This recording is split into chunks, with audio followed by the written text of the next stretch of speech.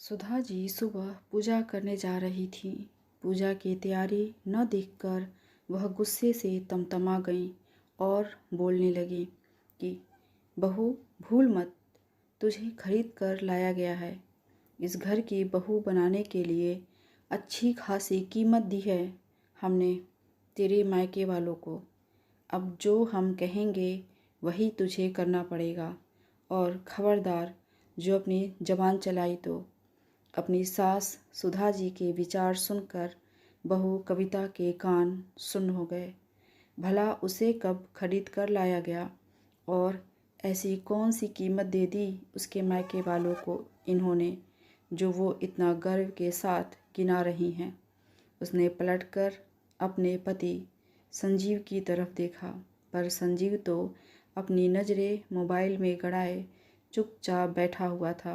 पर सुधा जी का बोलना बदस्तूर जारी था। अरे, उसकी तरफ क्या देख रही है? इधर मेरी तरफ देख, मुझसे बातें कर। कविता ने सुधा जी की तरफ देखा तो सुधा जी बोली, अरे तेरे पिता की तो हैसियत भी नहीं थी तेरी शादी करने की। वो तो हम लोग थे जिसने शादी का पूरा खर्चा उठाया। अरे, बेटियों को लोग दहेज देकर विदा करते हैं, पर तेरे पिता ने शादी का हर खर्चा हमसे करवा दिया। अरे, लोग तो अपनी बेटियों के घर का पानी भी नहीं पीते, लेकिन तेरे पिता ने हमारा तो घर ही लूट लिया। और बदले में क्या दिया? अपनी ये निकम्मी और एहसान फरामोश बेटी, जो आज मेरे सामने खड़ी होकर जबान चला रही है। सुधा जी के मुंह में जो आ रहा था बस वही बोले जा रही थी। सुधा जी इस घर की मालकिन थी। पति तो बहुत पहले ही इस दुनिया से चले गए, लेकिन इस दुनिया से जाने से पहले वो अच्छी खासी संपत्ति छोड़कर गए थे, जिसे वो संभालती रही थी। घर बाहर सब वही देखती थी, जिसका उन्हें बड़ा गुरूर था। एक ही बेटा था संजीव। ज़्यादा लाड प्यार ने उसे बिगाड़ दिया था। ना उसने अपनी पढ़ाई ढंग से की और ना ही कभी काम धंधे में उसका ध्यान लगा। एक तो 10वीं फेल और ऊपर से दिन भर अपने आवारा दोस्तों के साथ बस इधर उधर घूमता रहता था। इसलिए अब उसकी शादी नहीं हो पा रही थी। जो लोग उसे अच्छे से जानते थे वो लोग तो अपनी बेटी देने को तैयार नहीं होते, और जो लोग शादी करने को तैयार भी होते तो उन तक भी उनके निकम्मेपन की बात पहुंच ही जाती। कहीं भी उसकी शादी नहीं हो पा रही थी। आखिर संपत्ति कितनी ही क्यों न हो, जब लड़का ही ना कमाए तो भला कौन अपनी बेटी देगा। और फिर उसकी आवारागर्दी। आखिर ऐसे में संपत्ति कितने दिन रहेगी। ऐसे में सुधा जी दूसरे राज्य से कविता को ढूंढ कर लाई थी। कविता पढ़ी लिखी थी। कविता के पिता निम्न मध्यम वर्गीय परिवार से थे। जब संजीव के लिए सुधा जी रिश्ता लेकर गई थीं तो उन्होंने साफ कह दिया था कि उनकी हैसियत नहीं है, इसलिए वो शादी सामूहिक सम्मेलन में करवाएंगे। लेकिन सुधा जी सामूहिक सम्मेलन में शादी करवाने को तैयार नहीं हुई। एक तो सामूहिक सम्मेलन उनके स्तर का नहीं था, और दूसरा उसमें समाज के गणमान्य लोग मौजूद होंगे। कहीं उनकी पोल खुल गई तो शादी टूट जाने का खतरा। वो ऐसा हरगिज़ नहीं चाहती थी। बड़ी मुश्किल से उन्होंने यह रिश्ता तय किया था अपने निकम्मे और आवारा बेटे के लिए। आखिरकार उन्होंने कविता के पिता को समझाया, देखिए समधी जी, आप फिक्र मत कीजिए, शादी का सारा खर्च हम उठाएंगे। मेरा एक ही बेटा है और उसके लिए मुझे आपकी बेटी पसंद आ चुकी है।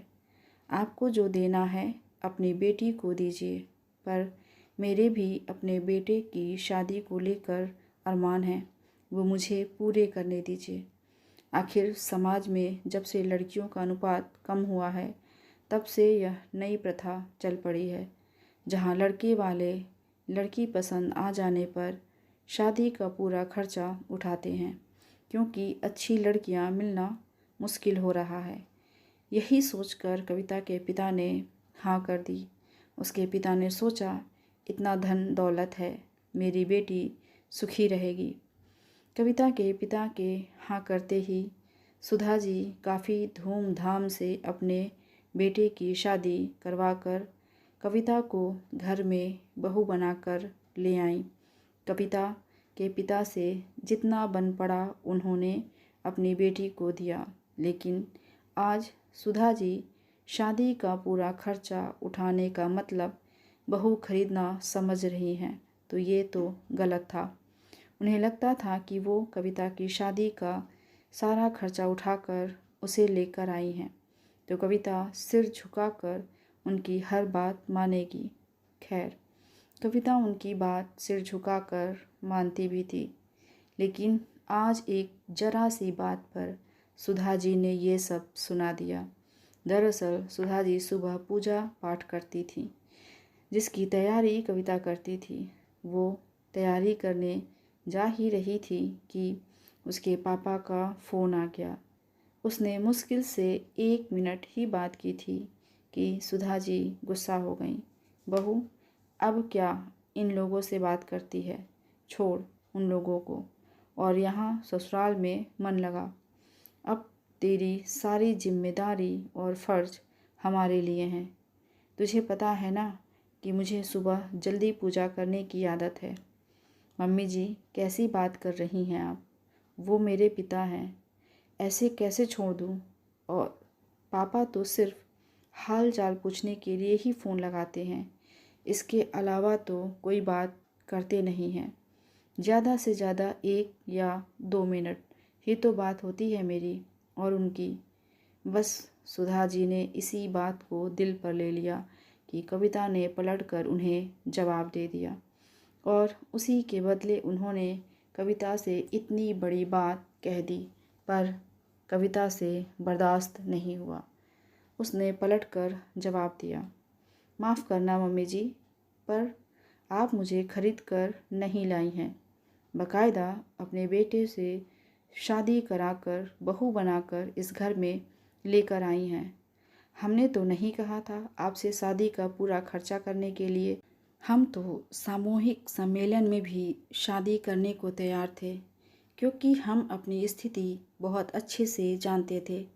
पर आपने तो अपनी इज्जत के कारण इतना खर्चा किया था, और अब उसे कुछ और ही नाम दे रही हैं। कविता की बात सुनकर सुधा जी तमतमा गईं। ये देखो, इस गरीब घर की लड़की को खाने को ज़्यादा मिल गया तो सिर पर चढ़कर नाच रही है। एहसान फरामोश कहीं की। अरे, तुझे ऐशो आराम की ज़िंदगी दे दी, नहीं तो किसी गरीब घर में पड़ी होती। हमारा एहसान मानने की जगह हमारे ही सिर चढ़कर नाच रही है। मम्मी जी, मुझ गरीब घर की लड़की को बहू बनाकर आपने भी कोई एहसान नहीं किया है, और मुझसे बेहतर आप जानती हैं कि मैं आपकी बहू कैसे बनी। अपने परिवार की कमियों को ढकने के लिए आप मुझे बहू बनाकर लेकर आईं, वरना यहाँ तो आपको बहू मिल भी नहीं रही थी। कविता की बात सुनकर सुधा जी संजीव से बोली, देख, तेरे कारण मुझे क्या क्या सुनना पड़ रहा है। अगर तू ही ठीक से पढ़ लिख लेता और ढंग का काम करता तो कम से कम ऐसी बहू मेरे पल्ले तो नहीं पड़ती। अभी भी तो कमाने जाने लगा है, शादी से पहले ही कमाने लग जाता तो इतना सुनना तो नहीं पड़ता। मम्मी, अपनी गलती का ठिकरा मुझ पर मत फोड़ो। तुमने ही तो झूठ बोलकर शादी करवाई है। इसे पता चलने पर भी ये चुप रही। इतने दिन से तो उसने कुछ नहीं कहा। अब तुम ऐसी बातें बोलोगी तो वो तो पलट कर ही जवाब देगी। सम्मान दोगी तो सम्मान मिलेगा ना। और पहले कमा नहीं रहा था, लेकिन अब कमा रहा हूँ। अपने पैरों पर खड़ा हो तो गया हूँ, उसमें भी आपको समस्या है। और वैसे भी शादी में आपने खर्चा अपनी इज्जत के लिए किया था। ये लोग तो सामूहिक सम्मेलन में भी शादी करने को तैयार थे, तो जब अपनी इज्जत के लिए पैसे खर्च किए हैं तो इसे बहू को खरीदने का नाम मत दो। संजीव को कविता के लिए बोलता देखकर सुधा जी चुप हो गईं। आखिर बोलती भी क्या। जिस निकम्मे बेटे के लिए इतना कुछ किया था, अब तो वो बेटा भी बहू के पक्ष में बोल रहा था, और फिर वो गलत भी नहीं था। आखिर सम्मान दोगे तो ही सम्मान मिलेगा। आज इन्हें आमने सामने कर दिया तो रहना तो पूरी ज़िंदगी इन्हीं के साथ है। सुधा जी चुप हो गई और स्वयं ही पूजा की तैयारी करने लगी। आपको हमारी कहानी कैसी लगी कमेंट करके ज़रूर बताइएगा। ऐसी ही कहानियाँ सुनने के लिए चैनल को सब्सक्राइब कर लीजिए। धन्यवाद।